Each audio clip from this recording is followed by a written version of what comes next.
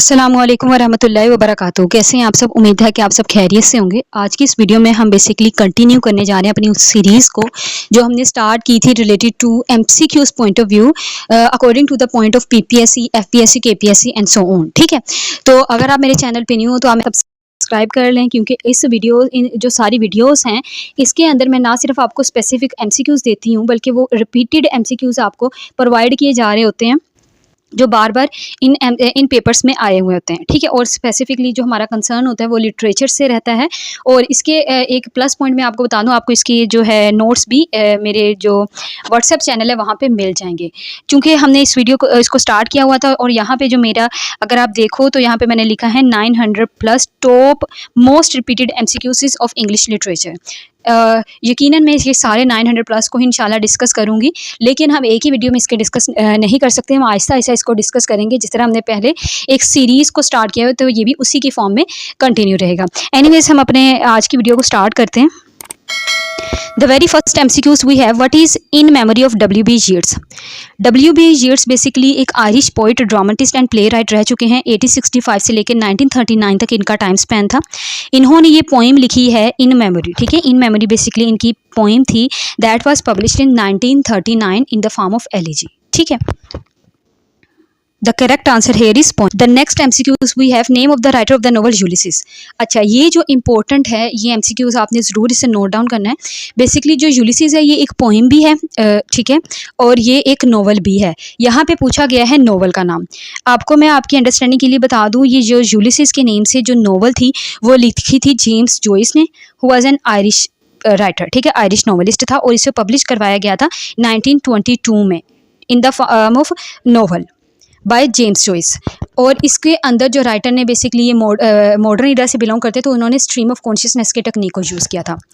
इसके अलावा जो यूलिसीज है ना बेसिकली एक पोइम भी है that was written by Alfred Lord Tennyson in 1842। ठीक है, 19th सेंचुरी में 1842 में अल्फ्रेड लॉर्ड टेनिसन ने भी इसी नाम से अपनी एक पोइम लिखी थी जो 1833 में जिसे लिखा गया था और 1842 में उसे पब्लिश करवाया गया था।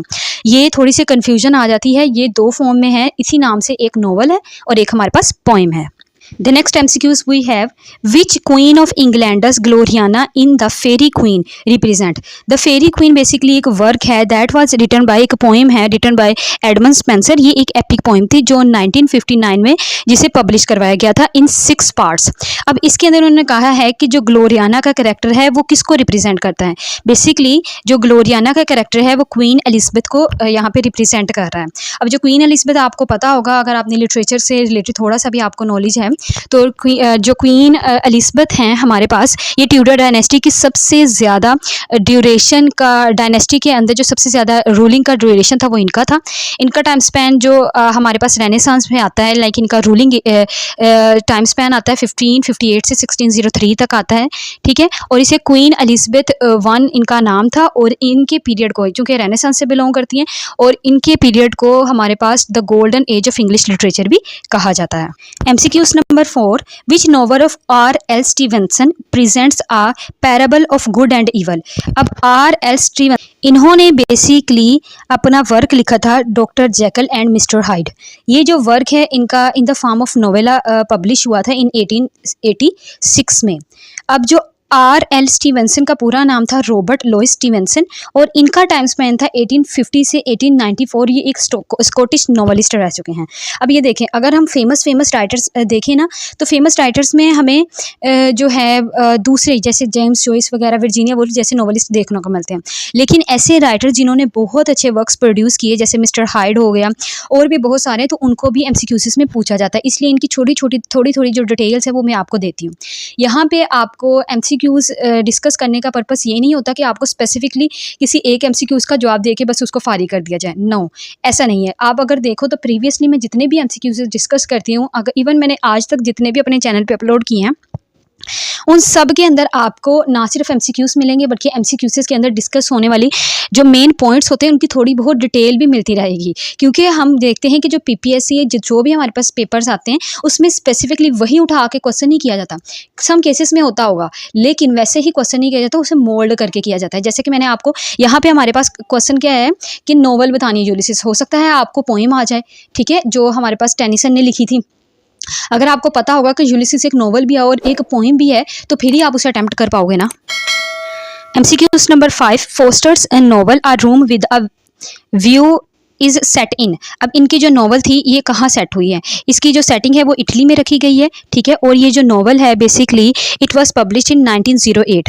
ये रॉबर्ट फ्रोस्ट यानी एडवर्ड मॉर्गन फोस्टर ने ये जो वर्क है ये लिखा है, ठीक है। ये वर्क है अ रूम विद अ व्यू, ठीक है, और जिसे एडवर्ड मॉर्गन फोस्टर ने लिखा है।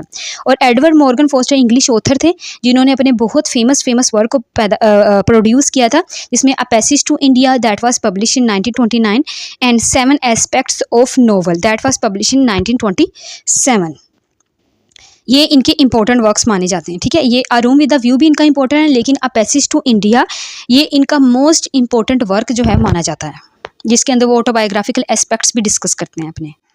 MCQs number 6, which of the following epithets does not apply to the rape of the lock? तो that the correct answer is comic, epic, in prose, ठीक है। तो इस पे अप्लाई नहीं किया जा सकता, otherwise heroic epic, heroic epic और मोक एपिक इस पे अप्लाई किया जा सकता है, ठीक है। रेप ऑफ द लॉक बहुत इंपॉर्टेंट वर्क है, इसे आपको मैं रिकमेंड करूंगी, इसे ज़रूर पढ़ें क्योंकि इसके अंदर बहुत इंपॉर्टेंट जो हैं हमारे पास कैरेक्टर्स जो राइटर इंट्रोड्यूस कर। The ever green asked question is lyrical ballads was published in, that was published in 1798। Lyrical ballad की पब्लिकेशन के साथ ही हमारे पास इंग्लिश लिटरेचर की हिस्ट्री में रोमांटिक एरा स्टार्ट होती है। लिरिकल बैलेड को 1798 में पब्लिश करवाया गया था by Coleridge, Samuel Taylor Coleridge and William Wordsworth के थ्रू। बेसिकली ये इन दोनों का कोलैबोरेटिव वर्क था, ठीक है, जिसमें जो है पहली पोइम थी the rhyme of the ancient mariner, ठीक है, जिसे कोलरिज ने लिखा था, ठीक है। और ये जो वर्क है बहुत इंपॉर्टेंट वर्क माना जाता है in the history of English literature. MCQs number 8, Pope could fix in one couplet more sense than I can do in 6. Who said this? Alexander pope के बारे में फ्रांसिस बेकन ये कहते हैं कि वो एक कपलेट में 6 जो है सेंसेस को वो फिक्स कर सकते हैं जितनी मुझसे ज़्यादा, ठीक है। यानी उनके कहने का मकसद कि जितनी सेंसेस में 6 कपलेट में लिखता हूँ, फिक्स करता हूँ, उतनी सेंसेस अलेक्जेंडर पोप अपने एक कपलेट में लिख देते हैं। यानी उनकी जो राइटिंग स्टाइल है उसको अप्रिशिएट करते हुए ये फ्रांसिस बेकन ने बात कही है, ठीक है। MCQs number 9, Bacon's essays first appeared in. अब फ्रांसिस बेकन बहुत इंपॉर्टेंट राइटर हैं जिन्हें एसेसिस्ट के नाम से जाना जाता है, ठीक है। यानी ये एसेस्ट ही थे जिन्होंने बहुत ज़्यादा इंपॉर्टेंट और फेमस एसेस लिखे हैं, ठीक है।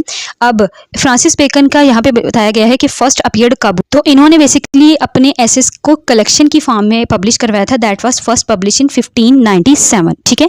जो 10 एसेस थे जिसके अंदर, यानी फर्स्ट एडिशन के अंदर जब इन्होंने 1597 में एसेस को पब्लिश करवाया, देयर वर 10 एसेस। फिर बाद में इन्होंने 1612 में 38 एसेस को पब्लिश करवाया जो सेकंड एडिशन कहलाया, और थर्ड एडिशन में इन्होंने 58 एसेस को पब्लिश करवाया इन 1625। ये आपने याद रखना है, ये इंपॉर्टेंट। यानी यहाँ तो एमसीक्यूज में सिर्फ ये पूछा गया है ना कि फर्स्ट एडिशन में कितने थे, मैंने आपको सेकंड और थर्ड में भी बता दिए, ये भी आपसे पूछा जा सकता है।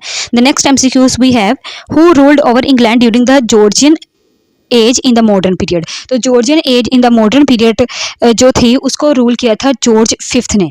अच्छा, 1714 से लेकिन 1830 तक जो हमारे पास इंग्लिश लिटरेचर की ईरा में जो रूलर थे ना, 1714 से लेकिन 1830 तक वो आए थे जॉर्ज 1, 2, 3 एंड 4, ठीक है। जबकि 1910 से लेके 1936 तक हमारे पास जॉर्जियन इरा के अंदर जॉर्ज 5 आए थे। तो यहाँ पे पूछा गया है who ruled over England during the Georgian era, तो जॉर्जियन इरा में जॉर्ज 5 स्पेसिफिकली आते हैं, ठीक है। That's all for today's video lecture. इंशाल्लाह in the next video I will continue from here, ठीक है। MCQs नंबर 11 से हम डिस्कस करेंगे। आज की इस वीडियो में इतना ही। आई होप सो कि आपको बहुत वीडियो की अच्छे से समझ आई होगी, सारे पॉइंट्स क्लियर हो गए होंगे। थोड़ा थोड़ा बनाने का पर्पस ये है कि अगर आप एक MCQs लिखो तो एक MCQs के अगर बिलीव में अगर आप लिटरली तौर पर अपने जो है नोट्स बनाना चाहते हो तो आप अगर लिखोगे तो आपके अच्छे खासे 10 MCQs से ही अच्छी खासी जो है नोट्स बन जाएंगे इंशाल्लाह। डेली बेसिस में अब आज से वीडियो अपलोड करूँगी। Stay tuned with me if you wanna get more information about the all of these MCQs। इसके अलावा अगर किसी पेपर MCQs की पॉइंट ऑफ व्यू से आप तैयारी भी नहीं भी कर रहे, फिर भी ये MCQs बहुत इंपॉर्टेंट है, ठीक है, क्योंकि ये एक बहुत ऑथेंटिक बुक से लिए गए हैं। Stay tune with me, please like, share and subscribe my channel, share this channel also with your friends and remember me and the people of Palestine and everyone who is in trouble in these days, prayer all of these people, ठीक है। अपना बहुत सारा ख्याल रखिएगा, दुआ में याद रखिएगा। अल्लाह हाफिज़।